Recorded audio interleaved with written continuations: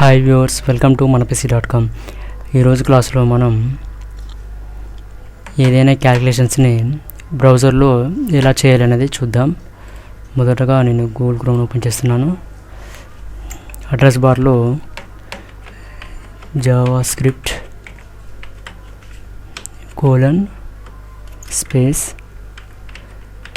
alert bracket start 5+3 bracket close press enter key. చూసారా, ఇక్కడ మనకు 5+8 అనేది 5+3 = 8 కాబట్టి ఇక్కడ మనకి 8 అనేది రావడం జరిగింది. అదేవిధంగా జావాస్క్రిప్ట్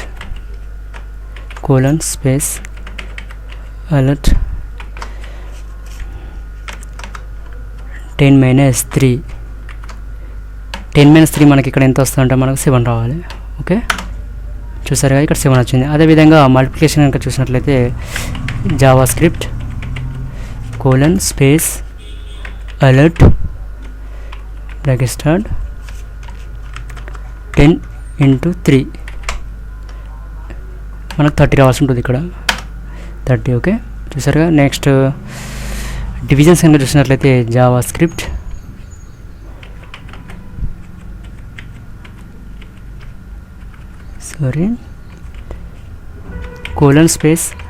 alert